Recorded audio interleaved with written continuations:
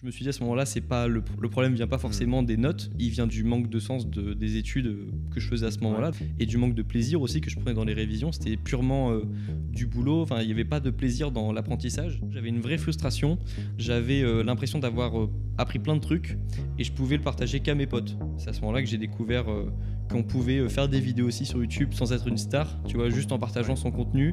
J'avais pas honte de ce que je faisais, je savais que ça pouvait être mieux. Que ça allait être mieux surtout, mais à ce moment-là, comme c'était le meilleur de ce que je pouvais faire, j'en avais pas honte. Salut Grégoire. Salut Antoine. Alors je suis avec Grégoire Dossier. Grégoire, on se connaît un petit peu parce qu'on suivait un peu nos chaînes mutuellement, on s'est rencontrés il y a quelques jours à Paris. Et toi, tu es youtubeur, mais tu es un vrai youtubeur, c'est-à-dire que tu as compris les codes de YouTube. Et ça va intéresser les gens qui le suivent. Tu mets la pression là. Tu gagnes ta vie aujourd'hui grâce à ce que tu fais. Et à la base, tu as commencé en étant étudiant. Donc tu as fait les deux en même temps. Tu étais étudiant en droit, tu as commencé YouTube pendant ce temps-là. Aujourd'hui, tu as arrêté tes études et au lieu de devenir un bon petit salarié, tu as décidé de devenir youtubeur à plein temps et d'en faire ton métier. J'ai envie qu'on en parle, ça a l'air super intéressant. Est-ce que tu peux juste résumer un petit peu ton histoire, comment t'en es arrivé? Déjà, comment tu as découvert que tu pouvais être youtubeur? Ok, alors, j'ai pas arrêté mes études, je les ai finies. Ouais. Ça, c'est pour mes parents s'ils écoutent la vidéo pour qu'ils pensent Ils pas le savent a priori. Oui, ils le savent, mais au cas où s'il y a ma famille qui regarde la vidéo, qu'ils comprennent que je suis allé au bout, la famille, c'est bon. Et donc, oui, j'ai fait donc 5 ans d'études de droit. Ouais. Et au bout de la 3e année, je sentais qu'il y avait un truc qui me plaisait plus dans mes études. Et je pensais qu'à ce moment-là, c'est parce que juste, j'avais pas assez de bonnes notes. Et donc, à ce moment-là, j'ai remis tout en question, ma méthode de travail, ma productivité, etc. Je travaillais plus, je travaillais mieux. Et j'ai eu ma mention en fin de licence 3. Et je me suis pas senti mieux pour autant. Donc, je me suis dit à ce moment-là, c'est pas le problème vient pas forcément des notes, il vient d'autre chose. Et il est venu en fait du manque de sens des études que je faisais à ce moment-là, donc les études de droit, et du manque de plaisir aussi que je prenais dans les révisions. C'était purement du boulot, enfin il n'y avait pas de plaisir dans l'apprentissage. Et donc cet été, l'été de ma licence 3, je me suis intéressé à qu'est-ce que je pourrais faire d'autre en dehors du sport que j'avais déjà lancé. Je faisais de la musculation déjà, j'avais mis ça dans mon quotidien en plus. Et c'est à ce moment-là que j'ai découvert qu'on pouvait faire des vidéos aussi sur YouTube sans être une star, tu vois, juste en partageant son contenu. Et c'est un peu aussi grâce à toi hein, que j'ai découvert ça, qu'il n'y a pas que les YouTubeurs à 3 millions, 4 millions d'abonnés, que moi je connaissais seulement à ce moment-là parce que je connaissais que. J'ai découvert qu'il y avait plein de YouTubeurs à 50K, 100K, 150K qui parlent de leur vie dans les vannes, qui parlent de création de contenu sur Internet. Donc, tu t'es dit, il y a une place pour les youtubeurs de moins de 100 000 abonnés, quoi. Ils existent. Ils existent. Ils existent. Je ne les connaissais pas. Mais à ce moment-là, tu disais, ils vivent de leur truc ou tu te disais, bon, ils existent, mais c'est juste un hobby? Oui.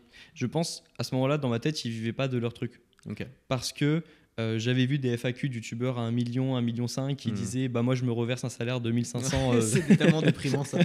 Et je me disais ah ouais, bon, ça veut dire que pour 3000, il faut avoir 2,5 millions, 3 millions. Ouais. Pour avoir un salaire de 3000 dans la boîte. Et donc, ouais, pour moi, je pensais mais ça me plaisait déjà en fait. Je me disais, ah bah ils font des vidéos, déjà c'est cool, ils ont l'air de s'amuser. Mais c'est vrai que dans ma tête, pour moi, ils vivaient pas de leur vie, de leur activité sur YouTube. Donc tu étais plus attiré au départ par YouTube en disant, ça va me faire une activité intéressante, quoi. Oui, ça m'attire. Je cherchais pas. L'objectif, c'était pas de faire de. Tu t'es pas dit, mon but c'est d'arrêter mes études et de devenir youtubeur au départ. Non, tu t'es juste dit, j'ai envie de lancer une chaîne, quoi. Moi, je voulais devenir avocat à ce moment-là. Ouais. Mais je voulais un projet le soir pour être plus épanoui. Okay. Je voulais être un avocat en droit des affaires, en droit privé, et le soir faire quelque chose qui me plaisait en dehors de la musculation.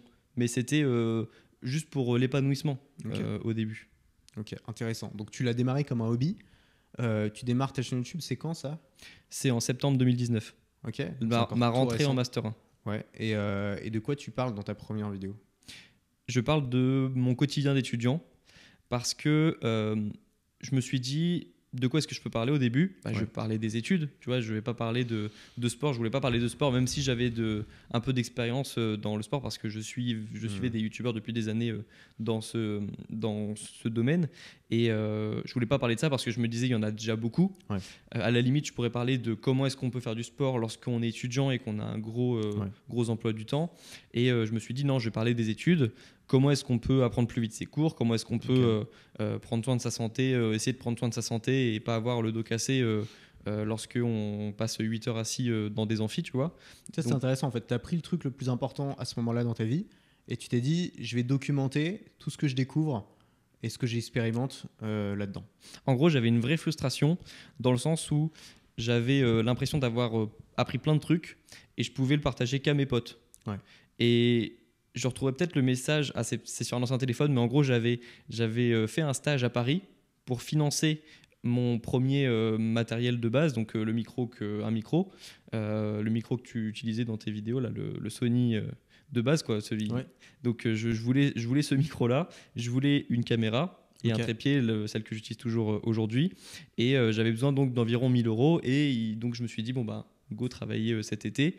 Et j'avais parlé de ce projet-là justement Donc là, avec. juste, tu avais déjà ta chaîne qui a été lancée ou pas? Ah non, non, c'était donc. Ok, c'était avant. C'était en août 2019. Ok. Donc quelques mois avant que je lance ma chaîne YouTube, j'avais déjà le projet en tête. Ouais.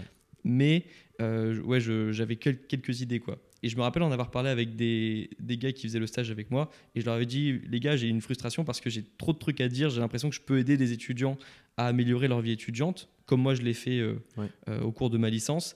Sauf que une fois que j'en ai parlé à mes potes, c'est bon, j'ai saoulé tout le monde et puis je peux pas en parler à d'autres personnes. Ouais. Et donc c'est là où est venue l'idée de pourquoi pas diffuser ça sur YouTube pour toucher plus de monde et pour aussi moi m'épanouir plus.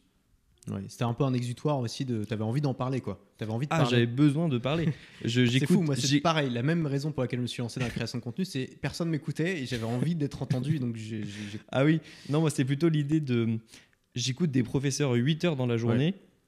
Je parle maximum 30 minutes, 1 heure avec d'autres étudiants parce qu'après on va travailler nos cours. Je parle quand en fait? Tu vois, et surtout, elle est où mon utilité sociale, on va dire? C'est. Ok. J'apprends des cours, je suis utile. Il y avait une envie de participer, de créer quelque chose, de participer à la. Je suis au monde, utile, quoi. ouais. Je suis un minimum utile. J'essaie d'apprendre mes cours, j'essaie d'être un bon citoyen, tu vois. J'essaie d'être une bonne personne, mais ça s'arrêtait là. Genre, j'apprends des cours, je passe des examens, mais j'avais pas l'impression d'apporter grand chose non plus à mon entourage. Ok. Et au monde aussi, enfin, tu vois, à la communauté étudiante. Ok, donc tu bosses un été, avec l'argent tu t'achètes une caméra Yes. et tu te mets à faire des vidéos. Ouais. Dans mon appartement étudiant. Et donc la première vidéo, c'était une vidéo un jour dans la vie une semaine, je crois, dans la vie d'un étudiant en droit des affaires. Je me suis dit, je vais faire une série sur ma vie d'étudiant parce que je me voyais mal donner des conseils dès le début parce que j'avais peur qu'on me demande t'es qui pour donner des conseils. Et au lieu de vous montrer, au lieu de vous expliquer pourquoi est-ce que je suis légitime, je vais juste vous montrer qui je suis et je vais construire ma légitimité petit à petit. C'était facile pour toi de faire ta première vidéo ou tu t'es dit comment on fait, genre où est-ce que je mets la caméra? Non, comme sur des roulettes. Ok. Non, c'est pas vrai. Comment tu l'as C'est pas vrai du mais tout. c'est possible. Parce qu'après, t'as des mecs qui ont vu tellement de vidéos ou de gens le faire Ouais. qu'ils ont un peu cet instinct qui s'est développé. Ah, la vache. Il Je me y a une rappelle. différence entre regarder quelqu'un le faire et le faire soi-même. Exactement. C'est comme voir un match de tennis à la télé. Ouais. Tu te dis, le revers humain, c'est facile, tu vois. Ouais, et puis ça a toujours l'air plus facile. tu vas sur un cours et puis tu sais pas comment tenir la raquette, tu vois, tu la tiens mal. Mais c'est exactement ça. Et c'est marrant, je me rappelle très bien, c'était qu'il y a 2 ans et demi maintenant. Je pensais par exemple, truc débile, mais je pensais que t'allumais la caméra et il y allait avoir un fond flou derrière, il y allait avoir le son de bonne le fameux qualité. fond flou, moi il m'a fallu 5 ans pour comprendre comment faire un fond Exactement. Et truc bête, mais je pensais que Ouais. toutes les caméras le faisaient. Et donc avec mon téléphone de l'époque, déjà j'ai pas de trépied, donc je le cale entre des livres, etc. Ouais. J'essaye de le mettre. Et puis le son est nul. On va dire, la structure de la vidéo est nulle. Tu vois, genre j'ai l'air petit ou j'ai l'air trop grand. Il y a très Et tu bizarre. sais pas vraiment pourquoi, c'est juste que ça rend pas bien à l'image. Exactement. Et Mais là, tant qu'on te l'a pas et expliqué, là c'est j'ai pris un difficile. mur, tu vois. T'as pris un? Un mur. Je me suis dit, ok, il y a un monde que je connais pas. Ouais. Et ça va pas seulement suffire d'avoir des trucs à dire, va falloir aussi mettre un peu la forme quand même. Et donc oui, très difficile la première vidéo. Je sais pas monter. J'avais iMovie sur mon ordi, donc j'ai essayé d'apprendre un petit peu trucs de base, donc mettre des sous-titres, essayer de faire des montages, les cuts, etc. Mais très très compliqué la première vidéo, c'était un enfer. Ouais. Et les youtubeurs nous aident pas tellement parce que ils disent rarement les coulisses, ils donnent rarement leurs secrets de tournage, tu vois. Généralement, ils les gardent un peu pour eux ou ils se les transmettent entre eux. Et donc parfois, moi, je vois des youtubeurs, je me dis putain, son setup, il est magnifique, quoi. Comment il fait pour avoir cette lumière? Comment il fait pour avoir cette qualité? Comment il fait pour avoir ce son? Et en fait, le mec, il traite le son en post-prod, tu vois. Mais moi, je sais pas comment on fait. Et jamais il va l'expliquer, tu vois. Et donc, tu vas devoir aller chercher chez des gens qui expliquent, chez des gens qui font des formations. Et c'est dommage, moi je trouve que, bah, après c'est pas leur boulot, tu vois, mais moi je trouve ça toujours dommage que les youtubeurs donnent pas, moi j'ai tellement envie de savoir, tu vois. Et c'est d'ailleurs un truc qui moi m'a aidé à faire des formations, c'est que en étant dans cette situation de vouloir tellement savoir les coulisses mais de pas y avoir accès, je me dis il y a des gens qui sont dans le même cas pour moi, et donc j'ai fait plein de formations justement sur mes coulisses, sur les trucs que je montre pas, et à chaque fois ça cartonne, parce qu'il y a une demande pour ça de fou, quoi, les gens ils veulent savoir. Bah, ouais, je vois ce que tu veux dire, surtout que ça court pas les rues en fait, des youtubeurs. J'ai pas de potes youtubeurs, j'ai pas de. Ouais. Et en effet, il y a énormément de choses à savoir. Il y a tout en fait. L'image, la lumière. Les gens ils pensent qu'il suffit d'avoir une bonne caméra, mais pas du tout, tu vois. Il y a la lumière, c'est hyper important. C'est tellement difficile. Moi, j'ai jamais compris comment avoir une vraie bonne lumière sur mes vidéos. Le son, enfin tout. Tout doit être la position par rapport à la caméra, la règle des tiers, la profondeur de champ derrière toi, le décor, tu vois, ou tes premières vidéos, je sais pas, t'as toujours des chaussettes qui pendouillent en fond. En fait, on se rend pas compte, mais les mecs, ils font le ménage complet dans leur appartement avant de faire une vidéo, tu vois. Il faut penser à chaque détail. Et puis quand tu arrives à faire une vidéo, merde, tu t'aperçois que tu as oublié d'enregistrer, ou tu as un problème avec ton micro, ou tu dois te recommencer. Il y a tellement de choses en fait. C'est pas que c'est si difficile, mais c'est qu'il y a tellement de détails qui, tout accumulés, font qu'il faut parfois des années pour tous les intégrer. Et bah, c'est ça que j'ai découvert au moment où j'ai voulu faire cette première vidéo et que je me suis rendu compte de l'immensité des choses en fait que je connaissais pas et de tout ce que j'allais devoir apprendre en fait.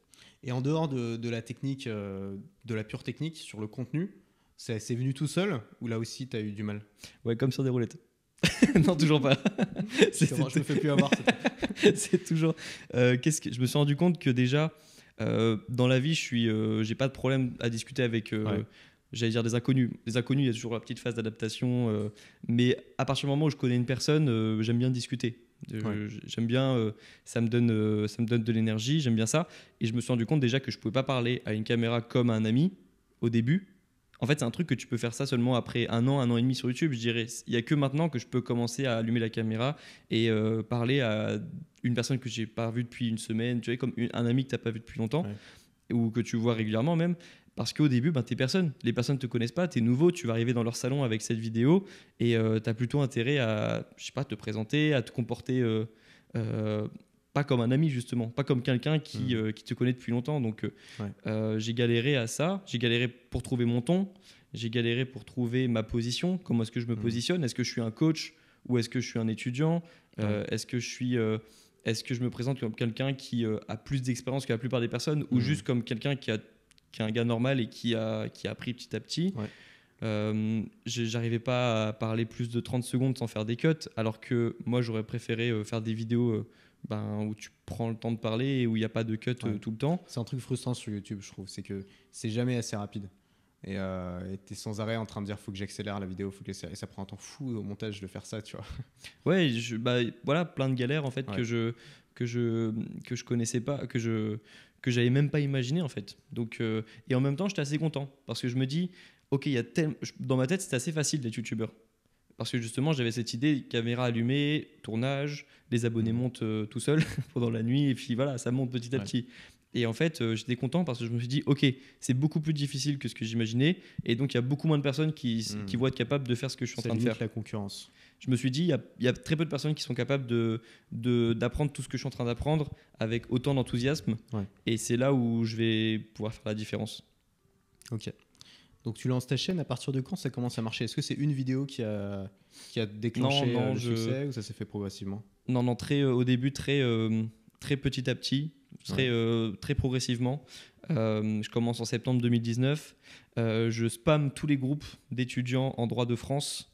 Ok, alors ça on va s'arrêter là-dessus une seconde parce que c'est tellement important.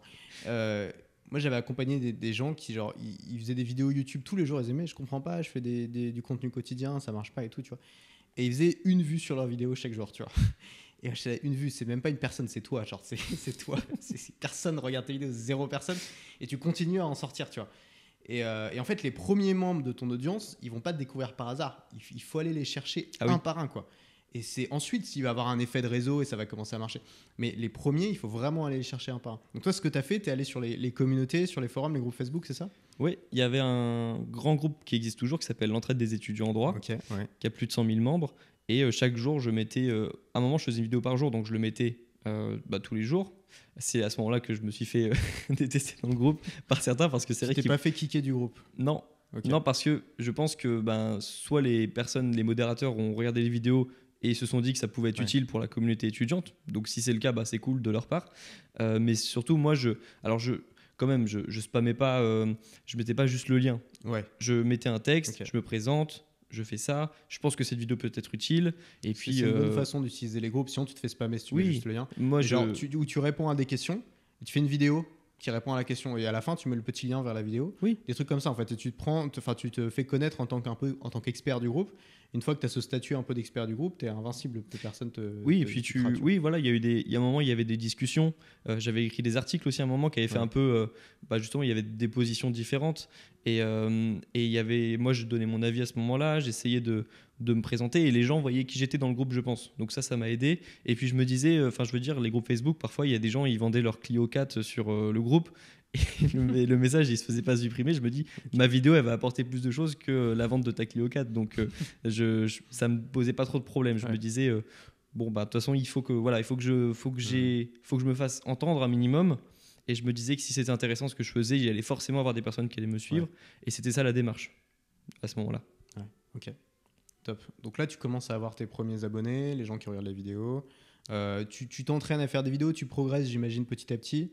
Est-ce qu'il y a un truc qui t'a vraiment aidé ou je sais pas, ou un truc, une révélation Je dirais que c'est plutôt un conseil que je peux donner qui aucun youtubeur ne m'a dit ça dans n'importe quelle vidéo, je n'ai jamais entendu ça nulle part.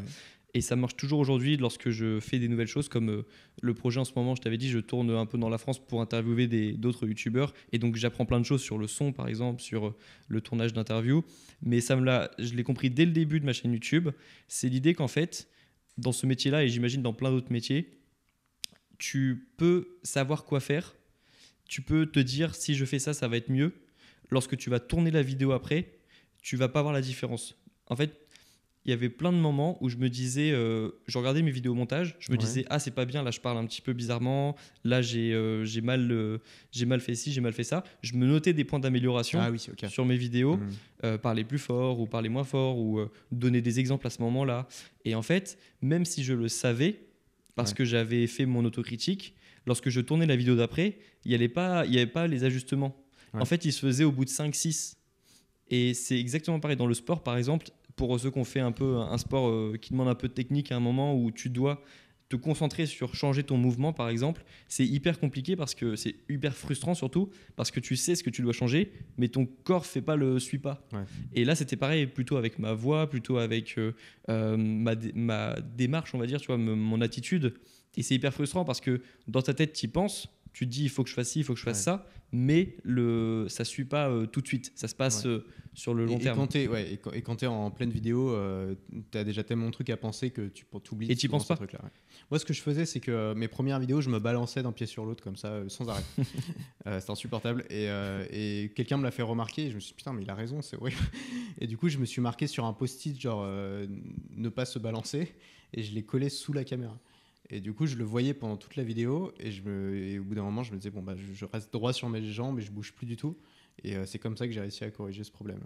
Bah, un peu pareil, moi j'avais ma to-do list en gros de choses à améliorer. Sauf que sur cette to-do list figurait le fait de regarder la caméra bien droit dans les yeux. Et donc je vois plus mon post-it. Et pas regarder l'écran, c'est ça Exactement, donc je vois plus mon post-it. Et donc j'oublie les choses que j'ai. C'est marrant parce que c'est des trucs après ça devient évident et tu l'oublies complètement. Mais c'est vrai que quand je filme, quand je tourne avec quelqu'un qui n'a pas l'habitude de faire des vidéos, il regarde systématiquement l'écran. Il se regarde dans l'écran, il regarde jamais l'objectif. Et moi, je suis là, mais mec, regarde l'objectif. Parce que pour moi, c'est évident, tu vois. Mais je me souviens aussi, comme toi, être passé par ce truc-là, où je regardais l'écran et où ça se voit à la caméra, quoi. Et donc mais c'est vrai qu'une fois que tu as pris l'habitude, c'est réglé. Plus jamais. C'est aussi pour ça que les youtubeurs n'en parlent pas forcément, parce que tu oublies tous les problèmes. C'est ça, exactement. On oublie tout ce qu'il y a, ça paraît évident avec le temps, mais c'est ce qu'on appelle l'expérience, tu vois, ça prend du temps. Mais moi, ça fait que 2 ans, donc je me rappelle encore très bien. Et oui, bah, si ça peut donner un conseil à quelqu'un qui se lance et qui se rend compte de ça, il sait ce qu'il doit changer, il en a pris conscience, mais il ne le voit pas encore, le changement, bah, je pense que ça pourrait être Mettez-vous devant une fenêtre et regardez l'objectif. Ouais, c'est ça. Non, mais surtout, comprenez que ça va prendre plus de temps que prévu, et c'est normal, ça fait partie du processus. Ok, donc tu progresses avec tes listes, etc. Tu ramènes des gens petit à petit. Ouais. Même au covoiturage, quand je rentrais dans ma ville, parce que j'habitais à 1 heure de ma fac, je faisais toujours en sorte de parler de mon projet YouTube dans la conversation pour qu'ensuite. Ah, intéressant. Tu vas chercher des gens dans la vraie vie. Ah, mais je vais les chercher à la main. Ça, c'est intéressant parce que beaucoup de gens, et moi j'en faisais partie, au tout début, ils sont pas super à l'aise, ils ont un peu honte de ce qu'ils font, tu vois. Ils se disent, ouais, j'ai pas forcément envie que tout le monde voit ce que je fais. Et donc, du coup, ils en parlent pas beaucoup, tu vois. Et même aujourd'hui, moi, tu vois, je vais pas spontanément dans une conversation essayer de caser ce que je fais ou essayer de faire la pub de ce que je fais. C'est pas vraiment ça, va pas changer grand chose. Mais j'ai pas spontanément l'envie de le faire et j'aime bien quand on n'en parle pas. Et c'est intéressant, enfin, sauf si le mec est intéressé par ça, tu vois. Mais si c'est quelqu'un de lambda, c'est ce que j'appelle un moldu. C'est toujours très compliqué d'avoir cette conversation où, tu vois, les gens comprennent pas et tout, il faut tout leur expliquer, etc. Ils ont des préjugés et tout. Et donc, toi, dès le départ, tu avais ce truc-là de se dire, je suis fier de ce que je fais, j'en parle à tout le monde et ça peut m'apporter des opportunités. Oui, après, c'est vrai que j'en aurais pas parlé si j'étais dans ta thématique, par exemple. Sauf que moi, c'était des étudiants qui me ramenaient. Tout à fait. Du Covat. Donc, je me disais que ça pouvait les intéresser. Je me dis, pour peu que la personne qui me ramène, elle ait un frère qui fasse des études ou que même elle fasse des études, qu'elle en parle à une pote. Il y a toujours quelqu'un qui, qui est prof. Enfin, ouais, chaque personne est à un. Oui, le bouche-oreille est surpuissant en fait. Voilà, c'est ça. Et par contre, c'est pas aussi puissant que Internet. Donc, moi, quand je postais sur le groupe Facebook et que, je sais pas, 10 000 personnes le voyaient, c'est 10 000 fois plus que tout ce que j'aurais pu espérer avec une personne individuellement dans chaque covoiturage. Mais c'est vrai qu'à ce moment-là, j'étais dans une démarche de vraiment faire parler de moi au maximum. Ouais. Et pour revenir sur la honte, j'avais pas honte de ce que je faisais. Je savais que ça pouvait être mieux. Que ça allait être mieux surtout, mais à ce moment-là, comme c'était le meilleur de ce que je pouvais faire, j'en avais pas honte. Ouais. Tu vois, si je me disais que ces vidéos-là sont ce qu'elles sont, je savais que c'était pas parfait, je savais qu'il manquait du montage, je savais qu'il manquait plein de choses. Quand je voyais d'autres youtubeurs plus expérimentés, je le voyais. Mais à ce moment-là, c'était la meilleure chose que j'étais capable de produire, et donc j'en avais pas honte. Ok, donc tu as ta chaîne qui commence à grossir petit à petit. Ça se fait très progressivement ou tu as une vidéo qui fait tout décoller? Oui, c'est intéressant. Donc, c'est très particulier quand même. C'est pour ça que je pense pas qu'on puisse reproduire ça aussi facilement parce qu'il y a eu plusieurs événements, justement, on va y revenir. Okay. Moi, j'étais dans la communauté étudiante. C'était même pas une communauté avant. Il n'y avait pas de communauté étudiante sur YouTube, à part quelques groupes Facebook, à part quelques youtubeurs qui sont présents dans le droit. Par exemple, il y avait un youtubeur que j'ai rencontré qui s'appelle Jurixio, qui était le plus grand et qui à l'époque avait 30 000 abonnés. Tu vois, donc il n'y avait pas de gros youtubeurs. Ouais. Et donc c'était même pas vraiment, je parle même pas de communauté étudiante à ce moment-là. Et donc moi j'étais à 500, 600 au fur et à mesure des mois. Je crois que je suis à 1000 abonnés au mois de décembre, donc 4 mois après. Et déjà à ce moment-là, je trouve ça cool et j'ai l'impression de faire partie du YouTube game étudiant. Et ensuite, confinement en mars, donc il y a aussi janvier-février. Mes vidéos, elles montent petit à petit. Au confinement, t'étais qu'à 1000 abonnés? Non, j'étais à 1500, 2000. Ah, ok, d'accord. Okay, je pensais que t'étais déjà beaucoup plus gros à ce moment-là. Non, vraiment. C'est vrai que ça commence à dater maintenant. J'ai l'impression que c'était genre la semaine dernière, mais en fait... Non, ouais, c'était en mars 2020. Et oui, justement, je voulais demander par rapport à... tu vas me l'expliquer, mais est-ce que ça t'a aidé ou pas cette période? Oui, donc pour dire qu'il n'y avait pas de communauté étudiante et il n'y avait pas non plus de... les étudiants, on n'en parlait pas vraiment en fait dans les médias et sur YouTube non plus. Et donc, on parlait beaucoup du bac, de la sélection, de la prépa aussi. Il y avait quand même des youtubeurs prépa. Mais par exemple, études de droit, il y avait très peu de contenu. Et donc, le confinement arrive. À ce moment-là, en plus, j'avais fait une vidéo juste avant le confinement avec ce gros youtubeur en droit, donc Jurixio, donc qui a été publiée au moment du confinement. Et en même temps, donc, confinement. Et tu sais, il y a eu cette phase où il y avait... on parlait pas du tout des étudiants, on parlait que des personnes âgées. Et il y a eu un renversement de situation, un moment où on a parlé des étudiants fantômes, on a parlé des étudiants oubliés.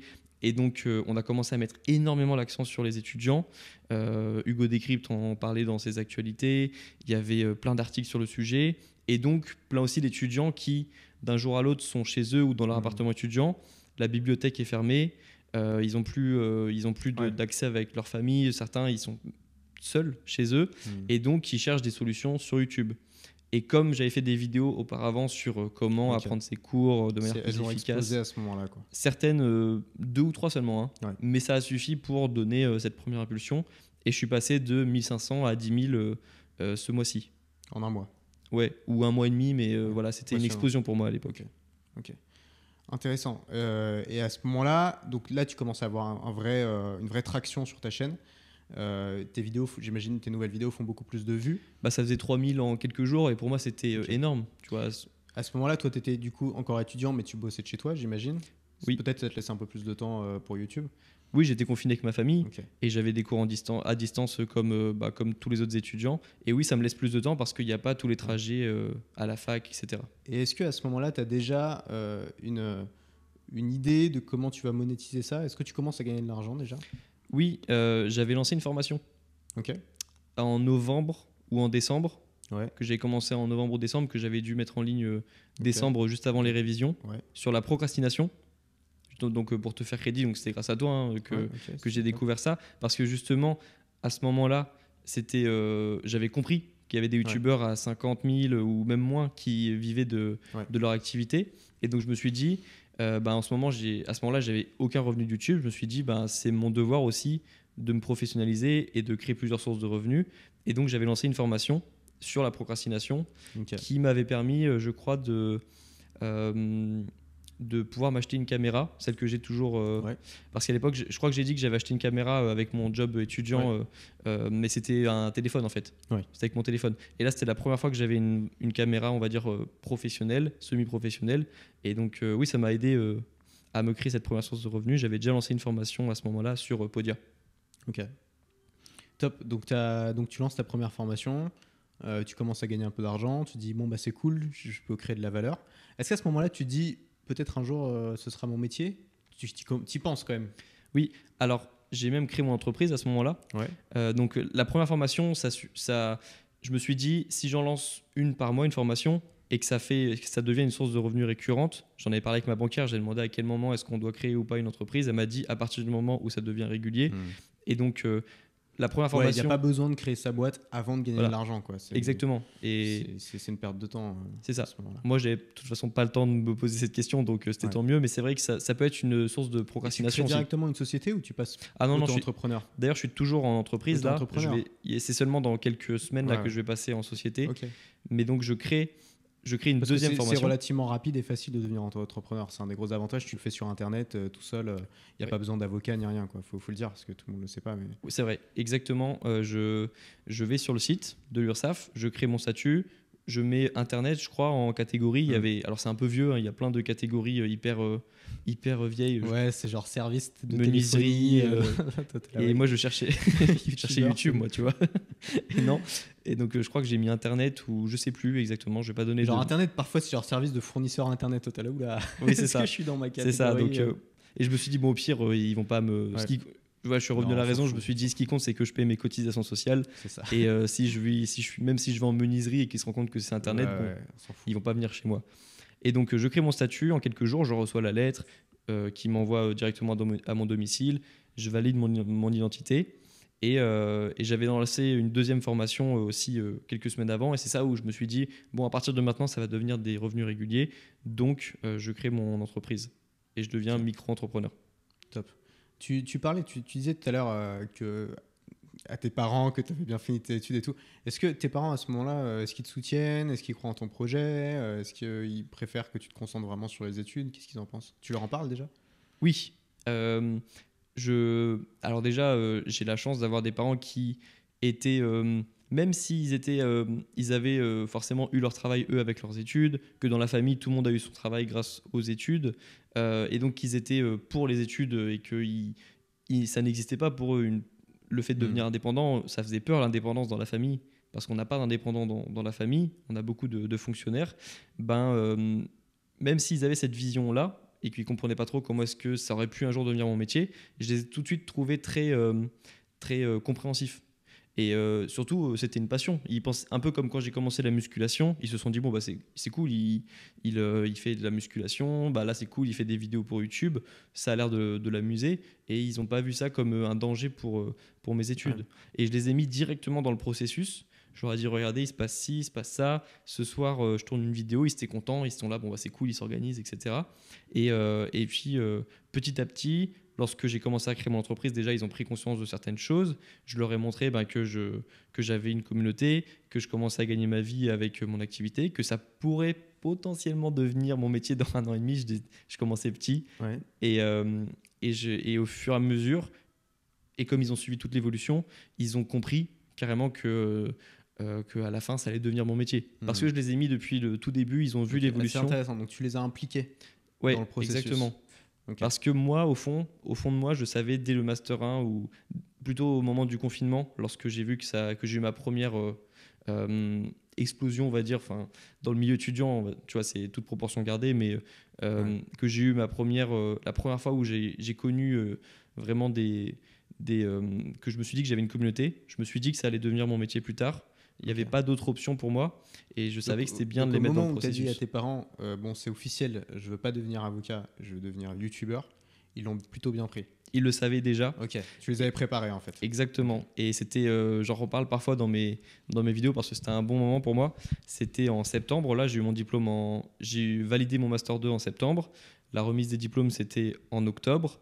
Et je leur ai envoyé mon diplôme parce qu'ils n'étaient pas à la maison, ils n'étaient pas ici à ce moment-là. Ils étaient à Tahiti, ils ont été mutés. Je l'ai expliqué dans une vidéo. Et en gros, donc ils n'ont pas pu être là pour la remise des diplômes. Je leur ai envoyé mon diplôme et je leur ai dit c'est bon les parents, j'ai rempli ma partie du contrat. Ouais. Et ils m'ont dit bonne chance sur YouTube. Enfin, ils m'ont dit vas-y, genre Ok. amuse-toi, C'est bien ça. on est content pour toi. Maintenant, mon grand, vole, vole de tes propres ailes, tu vois. C'est bien, ça t'as un bon cadre, parce qu'en vrai c'est assez rare et c'est difficile, tu vois, de demander à des parents qui ont grandi à une époque différente, dans un contexte complètement différent, d'accepter cette idée-là. Surtout que toi, tu t'es apprêté quand même à faire un métier assez prestigieux, tu vois, qui est plutôt bien vu en société, et tu l'as abandonné pour faire un métier qui peut paraître pour quelqu'un de plus âgé, qui n'a pas grandi à la même époque, qui peut paraître un peu futile, tu vois. Mais je crois que c'est aussi que je remercie également les parents de mes parents, je pense, parce que ça doit être un truc de famille. Ouais, ouais. Mais dans la famille, par exemple, dans ma maison, il y a un tableau qu'on a toujours, c'est Do what you love et Love what Ok. you do. C'est bien ça. Et je pense que ça aurait été difficile pour eux, après avoir mis ce cadre 20 ans Ouais. dans la porte, dans le salon, de me dire bah non, fais pas ce que tu aimes, en fait, Ouais. va devenir Je avocat. comprends. Donc je remercie mes parents, évidemment, je remercie toutes les personnes qui ont contribué à créer cet état d'esprit dans la famille, on Bon va dire. mindset, ouais. Et c'est vrai que j'ai eu beaucoup de chance d'avoir ces parents-là, quoi. Ok. Alors, parlons un peu business.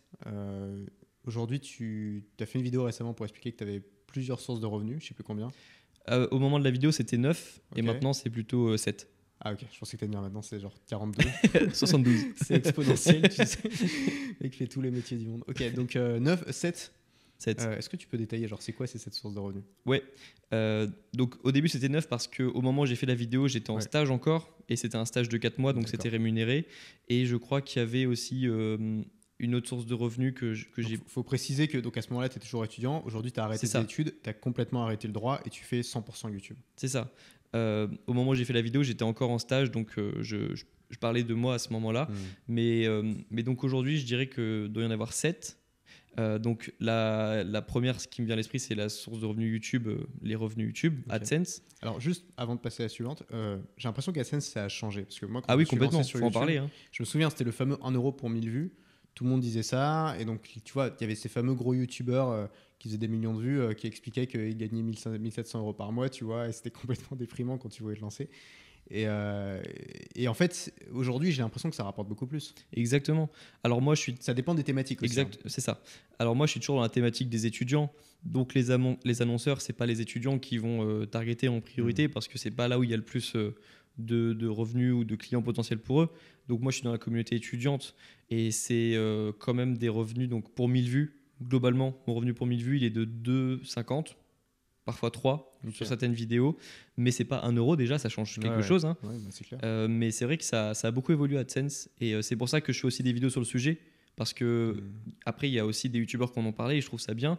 Bah, il y a des youtubeurs voilà, qui ont 10 000, 15 000, 20 000 abonnés et qui arrivent à tirer un salaire de leur activité sur YouTube Ouais. rien qu'avec les revenus Tout à fait. AdSense. Ouais, tout à fait. Donc c'est bien et moi je suis donc dans la communauté étudiante donc c'est un revenu qui est quand même supérieur à 1, c'est 2, 2,5, 3 et quand je fais des vidéos sur l'investissement c'est 5, 6. Ouais.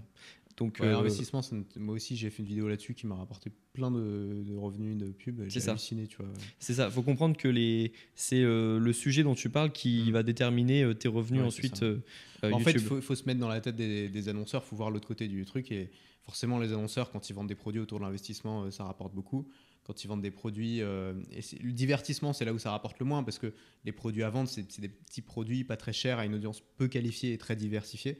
Alors que quand tu es dans une niche très rentable où il y a beaucoup de produits à vendre, notamment où il y a beaucoup de formateurs, parce que les formateurs utilisent beaucoup la pub YouTube, genre crypto, investissement, etc. Ça marche très bien, ça rapporte beaucoup. Ouais. C'est ça. Donc ça Bon, dépend beaucoup. C'est pas le moyen numéro un de faire le plus d'argent possible sur YouTube, mais en vrai c'est bien. Et moi je trouve ça très bien que ça existe. Et d'ailleurs, il faut remercier YouTube parce que c'est la seule, en tout cas au départ, c'est la seule plateforme à se dire bah tiens, c'est eux qui font la valeur, c'est les créateurs qui font ma valeur, ce serait normal que je partage une partie de mes revenus avec eux.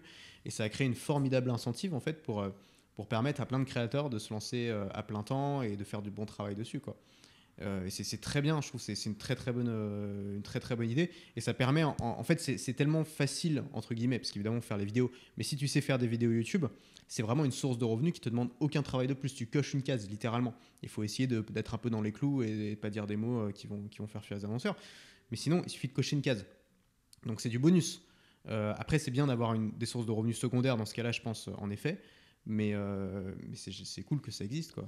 Oui, c'est rassurant aussi, ouais. parce que c'est toujours pas un salaire, mais par exemple en décembre, là, j'ai atteint un palier qui était important pour moi sur YouTube, et bizarrement ou pas bizarrement, du coup, j'ai eu une remise en question après, j'ai eu un coup de moins bien au mois de décembre, et j'ai fait qu'une vidéo dans le mois, ce qui n'était jamais arrivé sur ma chaîne, et il y avait quand même les revenus AdSense des vidéos des 250 ou je sais plus combien vidéos que j'avais faites auparavant, et tu as l'impression que tout ce que tu as fait avant continue de travailler pour toi, et c'est agréable aussi. Tu te sens soutenu en fait par toi-même, tes efforts d'avant et tes anciennes vidéos. Tu plantes des graines à chaque fois. Exactement. Et ça peut, donc c'est. Je sais pas si tu as envie de révéler tes chiffres, mais si oui, ça correspond à peu près à combien tes revenus YouTube? Bah, ils sont publics. Enfin, j'ai fait des vidéos. J'ai l'impression d'avoir. C'est vrai que je les ai donnés dans les vidéos que j'ai faites. Donc j'ai fait 2 vidéos. Mes sources de revenus à 22 ans et mes sources de revenus à 23 ans. J'ai eu mon anniversaire entre deux. Et dans ces vidéos, je mets les screens de mes analytics donc YouTube. Transparent là-dessus. Ouais, c'est ça. J'ai mis tous les screens. Je suis allé dans mon compte analytics. J'ai record mon écran. Et je dirais que. Donc ce mois-ci, je sais pas, parce que là, on est au mois de février, on est à la moitié du mois, je sais pas exactement. Mais ça descend plus maintenant en dessous de 1500. Ok. Donc c'est quand même une sécurité. Base, ouais, c'est ça. C'est ça. Moi, je vois ça comme ça. En fait, je connais pas trop les pics. Je sais qu'il y a eu un pic à 2400 ou 2500 au mois de novembre, il me semble. Mais moi, je parle en termes de à quel moment ça descend. Le palier où ça descend plus en dessous de certains paliers, tu vois. Je comprends. C'est ta source de revenus principale aujourd'hui, la pub YouTube? Oui. Ok. Enfin, ça dépend de si je lance une formation dans le mois ou pas. Oui, bien sûr. Mais en tout cas, c'est. Sur l'année, de toute façon, tu es encore au tout début, en fait. Donc, c'est compliqué de regarder sur l'année. Ça peut changer complètement d'une année sur l'autre, j'imagine. Ensuite, c'est quoi? C'est les formations? Ensuite, il y a des ventes de formations. Donc, j'ai un compte Podia et puis j'ai des formations sur le sujet. Donc, il y a un peu de tout. Il y a apprentissage, productivité, faire des fiches de manière plus efficace. Même si en ce moment, je suis dans une phase où j'ai fait des ventes j'ai fait des soldes en fait sur ces formations-là, sur ces formations. Et maintenant, je vais en faire d'autres versions. Et je pense que je vais supprimer les anciennes. Et donc là, je suis en phase nouvelle, quoi. Exactement, parce que j'ai envie aussi que ces formations, parce que parfois je les ai tournées il y a 1 an et je trouve que je parle pas de la même manière. Et j'ai envie qu'elles soient à jour en fait, tu vois. T'en as quoi? T'en as une dizaine là qui tournent? Non, je crois que j'en ai 6. Ok. Et tu te relances une nouvelle tous les combien à peu près? Franchement, j'ai pas suivi les conseils à la lettre d'Antoine BM là pour le coup. Je crois que j'en ai fait qu'une en 2021. Ok. Et c'est pas grave. Une fois que tu les lances, tu m'en veux pas. Une fois que tu les lances, tu les relances ou pas? Tu fais des promos, des trucs? Non, même ça, j'ai pas été très. Parce que ça, tu vois, par exemple, tout simple. Hein. C'est vraiment relancer une formation que tu as déjà lancée, en faire la promo, faire une promo à durée limitée. Bon, tu connais le discours. Oui. C'est vraiment un moyen qui demande peu de travail. De doubler peut-être tes revenus du mois, tu vois. Donc c'est quand même pas anecdotique. Et de rentabiliser aussi ta formation sur le long terme parce que tu as fourni le travail. Donc ok, les formations qui ont plus de 2 ans, peut-être tu te sens pas super à l'aise de les remettre en avant, mais il y en a forcément quelques-unes qui ont bien marché, qui ont plu. Celles-là, ça vaut le coup de les remettre en avant, elles sont toujours d'actualité, tu vois. C'est ça. Mais je t'en ai parlé lorsqu'on a bu un café il y a quelques semaines. En fait, je prends 1000 fois plus de plaisir. La façon dont je gagne de l'argent est plus importante que combien je gagne. En tout cas, pour l'instant, peut-être que je sais pas, ça peut évoluer, mais en fait, je prends 1000 fois plus de plaisir dans le fait que YouTube me reverse une somme chaque mois par rapport aux vidéos que j'ai pu faire. plutôt que de vendre, que lorsque je vends des formations qui peuvent parfois gros, rapporter plus. la formation, tu sais que c'est rentable, mais ça te saoule un peu de les faire et de les vendre. Mais YouTube, c'est ta passion et tu as envie de faire que des vidéos YouTube, quoi. C'est ça. Et j'ai l'impression que mon, mon truc, c'est de vulgariser, c'est de partager des connaissances. Et plus je le fais, et plus je me sens aligné avec qui je Ok. suis et mon objectif. Et pour moi, parfois, les formations, ça peut être vu pour moi comme une privatisation des connaissances. Et il y a toute une expérience après qui est différente des vidéos YouTube. Et en effet, Ouais. c'est vrai que les gens qui suivent des formations ont tendance à les suivre jusqu'au bout et appliquer vraiment les conseils. Alors que j'imagine, et heureusement que je le sais pas, mais il y a je sais pas, des milliers de personnes qui ont regardé mes vidéos et puis qui Ouais. les ont oubliées après. Et voilà, alors que moi, j'ai travaillé sur ces vidéos. Donc il y a des bons côtés avec les formations que j'ai bien aimé. Et c'est là où j'ai eu les retours, les meilleurs retours. Tu vois, j'ai plus souvent Ouais. des retours sur des formations qui ont eu un impact que des vidéos YouTube en particulier. Mais c'est vrai que moi, dans mon idéal, et comme je suis un passionné de YouTube, je suis pour le fait de donner les connaissances et de les mettre sur la plateforme. Et Ouais. donc, j'ai l'impression de m'éloigner de ça lorsque je fais des Ouais, formations. je comprends. Après, tu sais, ce qu'on disait plus tôt, c'était que justement, moi j'aimerais bien que plus de gens fassent des formations. Il y a plein de gens, par exemple, que je suis, j'adore leur travail, et ça me saoule qu'ils fassent pas de formation. Parce que c'est de l'information précieuse qui n'est pas créée, tu vois. Et si ils avaient cet incentive financier à faire des formations, ils le feraient. Et tu prends, par exemple, moi, pendant des années, j'étais hyper inspiré par Casey Neistat, c'est le vlogueur américain. Mhm. Et il avait un style, tu vois, une filmographie extraordinaire. Et je voulais savoir quels étaient ses secrets. Mais il en parlait pas dans ses vidéos parce qu'il faut faire des vidéos de 7 minutes super dynamiques et machin. Et il va pas commencer à parler pendant 1 heure et demie de comment il place ses caméras, tu vois. Et je me disais, mais pourquoi il le fait pas? Ça serait tellement bien et tout. Et récemment, il a lancé son programme, sa formation, sa première formation, genre 5 ans après. Le mec a quitté YouTube et tout, il est revenu pour ça. Je pense qu'il l'a fait parce qu'il a besoin de thunes, mais je m'en fous en fait. Je suis tellement content qu'il l'a fait parce que sa formation, elle est géniale. Il montre exactement comment il tourne un vlog de A à Z et tout, avec comment il tient la caméra, comment il réfléchit. Des tas de trucs que j'avais pas vu en regardant ses vidéos que maintenant je comprends. Et pour moi, c'est une valeur quand tu crées une formation, c'est de valeur en plus que tu proposes au monde. C'est pas de la privation de l'information parce qu'au moins tu la mets quelque part cette information et probablement que tu la partagerais pas aussi facilement ou tu irais pas autant dans les détails si tu faisais des vidéos gratuites simplement parce que c'est pas forcément des vidéos qui marchent le mieux. Tu vois une vidéo de 2 heures dans laquelle tu expliques où est-ce que tu cliques pour faire tel truc, ça marche pas de fou.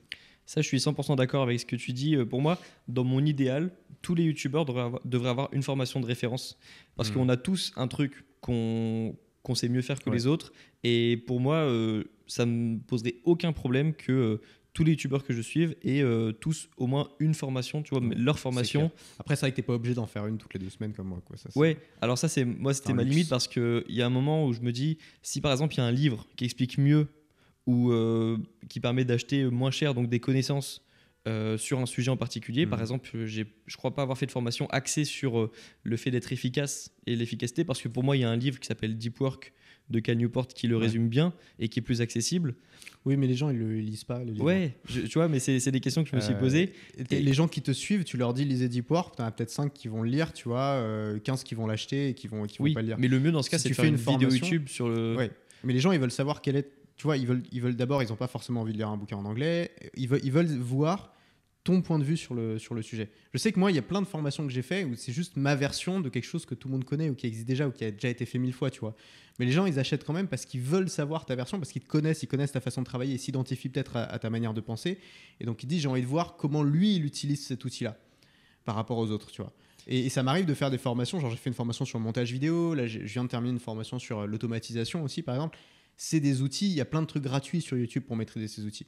Mais les gens, ils veulent savoir comment moi je les utilise, comment je les mets au service de ma boîte, spécifiquement. Et ils aiment bien peut-être aussi ma manière d'expliquer ma pédagogie. Ils sont familiers en tout cas de ma pédagogie.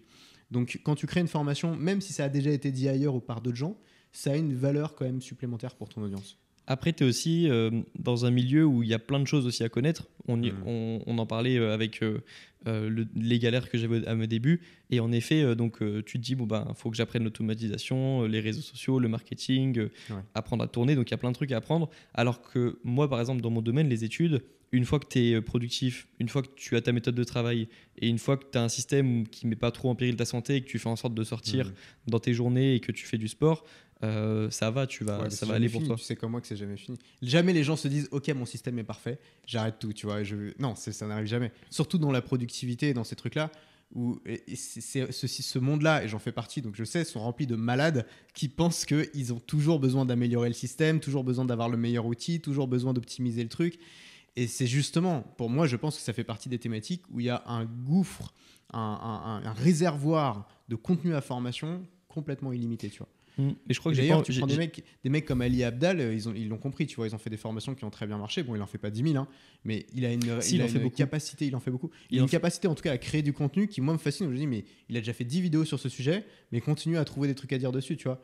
Et je pense que c'est des sujets, quand tu creuses, c'est illimité. Mais justement, moi, j'ai pas envie de m'engouffrer là-dedans parce que c'est justement là où je trouve que Ali Abdal, par exemple, j'en ai parlé, on en a parlé dans. Pour ceux qui ne savent pas, juste c'est un youtubeur britannique qui a un parcours qui ressemble au tien, on en a parlé dans l'autre vidéo qu'on avait fait, qui en gros était étudiant en médecine et qui s'est mis à plein temps sur YouTube.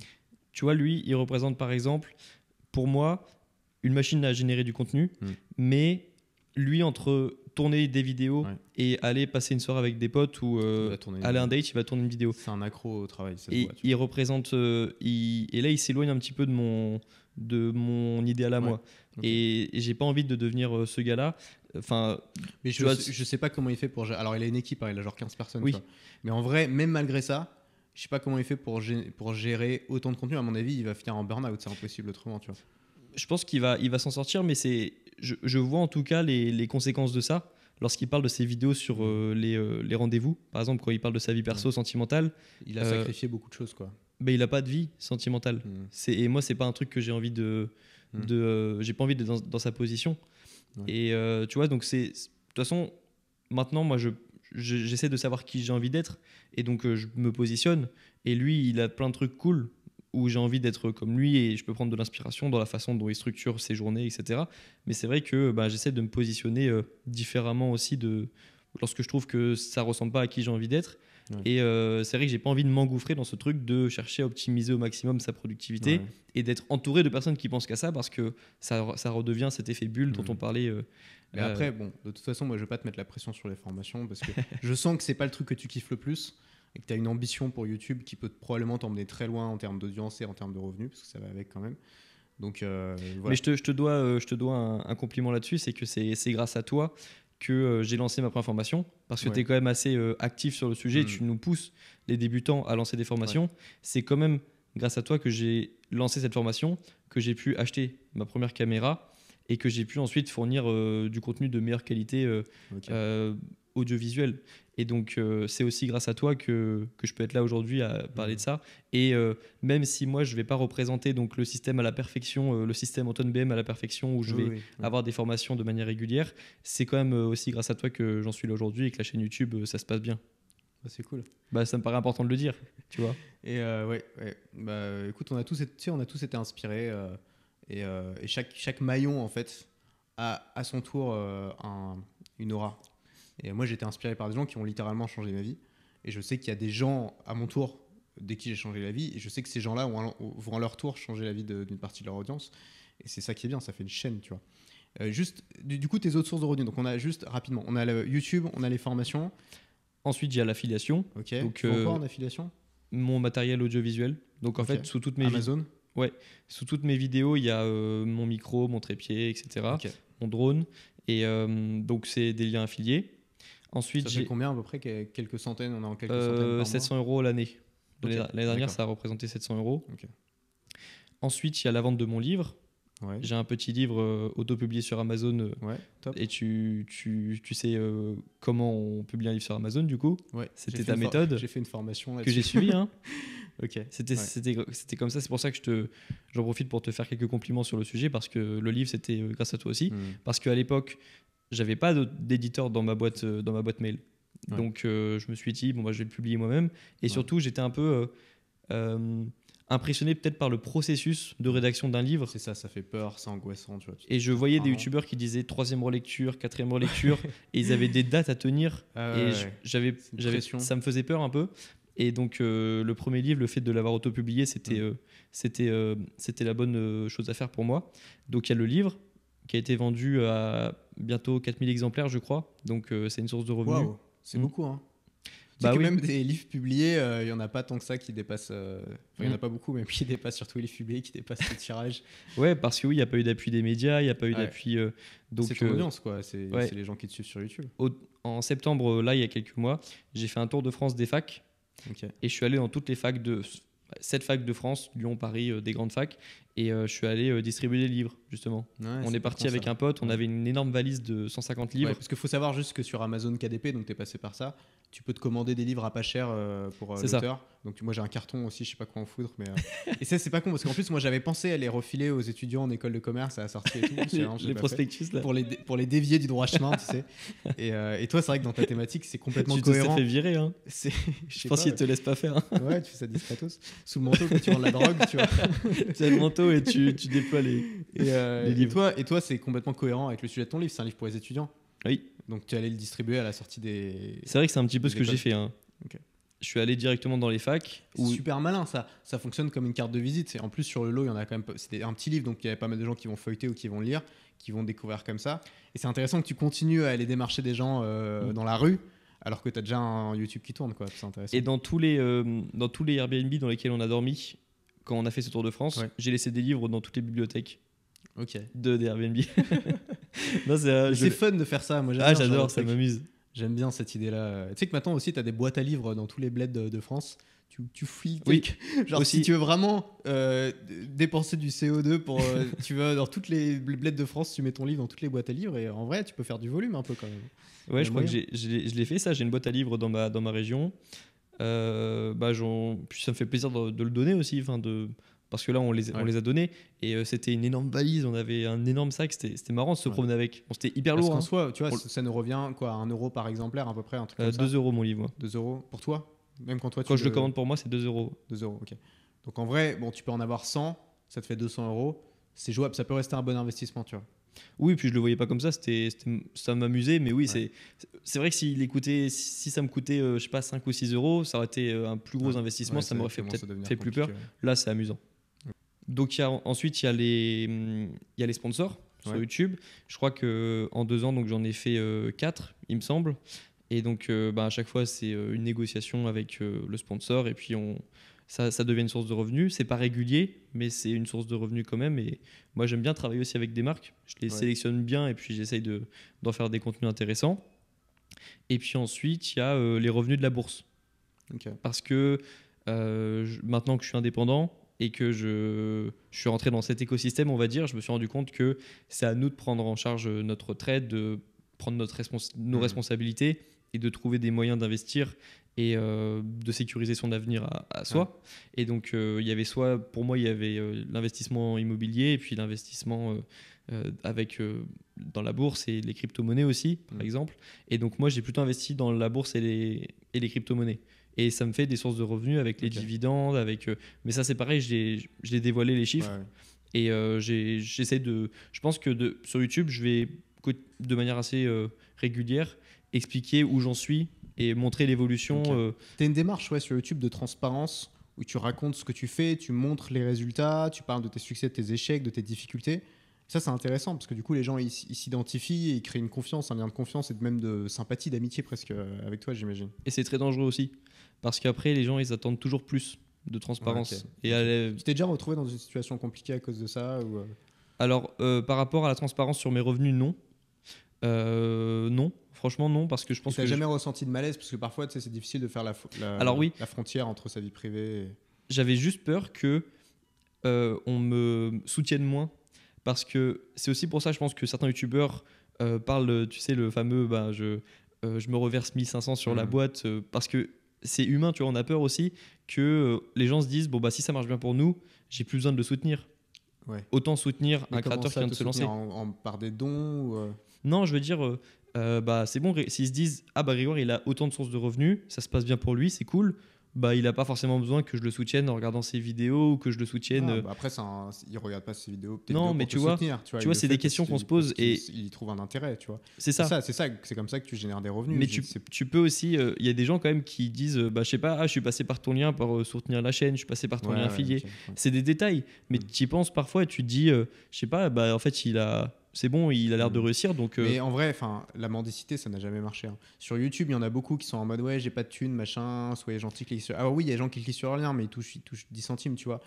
Les mecs qui gagnent le plus d'argent, c'est les gens qui font des bons produits, tu vois, ou qui proposent un truc que les gens Oui. ne résistent pas à l'idée de regarder, tu vois.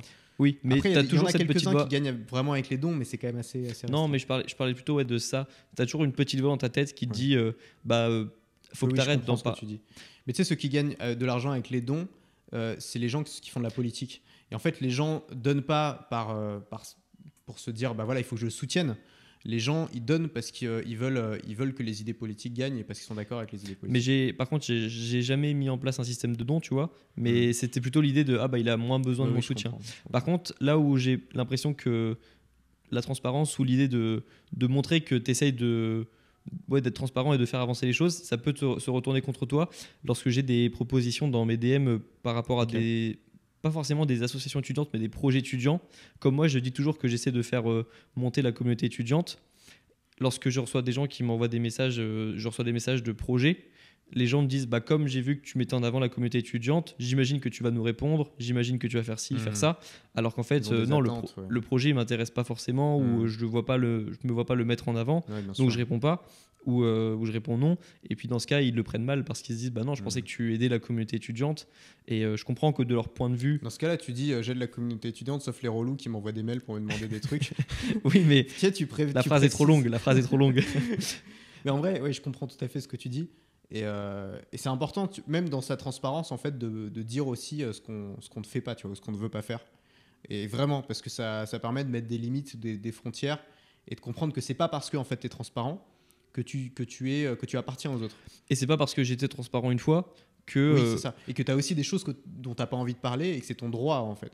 Et Oui. c'est toujours dans une politique de transparence que tu peux dire ce que tu choisis, ce dont tu choisis de ne pas parler aussi, tu vois. Ça, c'est l'avantage. Je suis pas un représentant, tu vois. Ouais. J'ai pas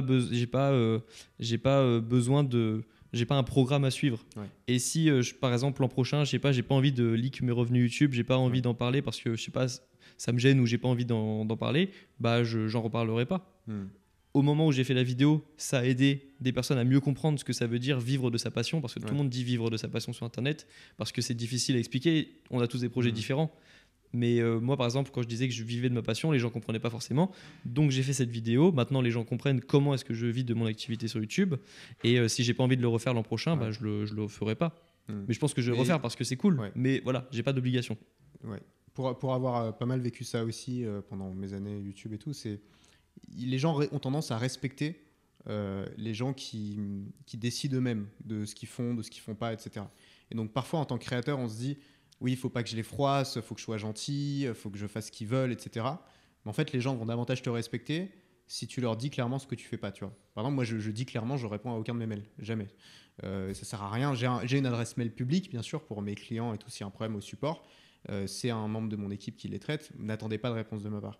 Et en fait, j'ai jamais eu de problème avec ça. Jamais personne me l'a reproché. Donc même, je pense que ouais, c'est ça. Voilà, c'est pas facile à gérer la relation communauté et créateur parce qu'il y a toujours des jeux de pouvoir. Et tu peux avoir une communauté qui prend le pouvoir sur le créateur si justement il pose pas ses limites, si jamais il devient l'esclave de sa communauté. Et en même temps, tu as quand même des personnes qui... tu as l'impression qu'elles s'en fichent de leur communauté et ça crée aussi des problèmes dans l'autre sens. Elles abusent de leur communauté. Et c'est difficile, c'est toujours un jeu de pouvoir. Clair, et c'est un peu comme une relation entre deux personnes, une relation d'amitié, tu vois. Bah, et c'est une nouvelle relation, ça n'existait n'existait pas. Il faut pas avoir avant. la capacité de bien s'entendre et d'être sympa l'un avec l'autre tout en ayant des limites pour que personne n'abuse de l'autre, quoi. Et c'est une nouvelle relation aussi. Parce qu'avant, les seules relations entre des célébrités et des fans, c'était ça. C'était la relation du rockstar à sa foule. Sauf que maintenant, les youtubeurs... se répondre. Oui, c'est plus des rockstars. Enfin, les youtubeurs, c'est difficile de mettre un mot dessus. Tu sais, il y a connu, célébrité. C'est des gens... je sais pas comment définir en fait. Tu vois, les youtubeurs, certains sont connus, mais ils n'ont pas des fans. Enfin, c'est pas des... C'est pas des gens qui vont crier leur nom dans la rue forcément, c'est des gens qui le suivent. Ils ont une influence, c'est ça, sur ces personnes, mais c'est pas des fans. Et donc, c'est une relation différente, ça n'existait pas avant. Il n'y avait pas d'entre-deux. Tu étais une rockstar ou tu étais un gars de la société. Après, tu avais des auteurs. Moi, je trouve ce qui ressemble le plus aux youtubeurs aujourd'hui, peut-être dans le monde d'avant, c'est les auteurs. Tu avais des petits auteurs qui avaient un petit lectorat. Tu vois, on ne parlait pas d'audience, on parlait de lectorat. qui avaient cette relation-là où parfois ils croisaient des gens dans la rue, ils avaient une bonne conversation, et puis ils se quittaient, ou ils recevaient quelques mails de gens qui les félicitaient pour leur bouquin, ils répondaient, ou ils font des dédicaces, tu vois, donc parfois, comme nos rencontres abonnés, donc parfois ils rencontrent leur audience, ils passent un bon moment, mais c'est pas forcément, à moins que ce soit J.K. Rowling, tu vois, c'est pas les gens ils pleurent pas quand ils te voient, tu vois, c'est pas Justin Bieber. Mais il n'y avait pas ce qui crée le fait d'être impressionné par quelqu'un, c'est de le voir à travers un écran. Et il n'y avait pas ça pour les auteurs. Ouais. Alors que maintenant, les youtubeurs, tu peux être impressionné parce que tu as vu quelqu'un que tu suis depuis des années, alors qu'il a que, je sais pas, quelques milliers d'abonnés par exemple sur YouTube. Je sais pas si je suis d'accord avec toi là-dessus. Je sais pas si c'est tellement l'écran qui fait la différence ou si c'est pas d'abord la preuve sociale et la preuve d'autorité. Donc est-ce qu'il y a beaucoup de gens qui te suivent? Enfin, ce qui fait qu'une personne paraît inaccessible et impressionnante, c'est quand tu as l'impression qu'il y a une foule immense de gens qui les aiment, tu vois, ou qui les suivent, ou qui ces gens sont inaccessibles. Donc si ça va être ça, et après ça va être aussi le talent. Hein. Moi je sais qu'il y a des auteurs ou des réalisateurs, ou des, je sais pas, prends Alexandre Astier par exemple, bon, il est très connu, hein, mais c'est pas non plus, tu vois, c'est pas un acteur en mode DiCaprio. Mais je respecte énormément son travail. Pour moi, il a du talent, et donc je sais que si je me retrouvais face à lui, je perdrais probablement un peu mes moyens parce que je serais impressionné, tu vois, par lui. Mais tu serais impressionné en croisant J.K. Rowling?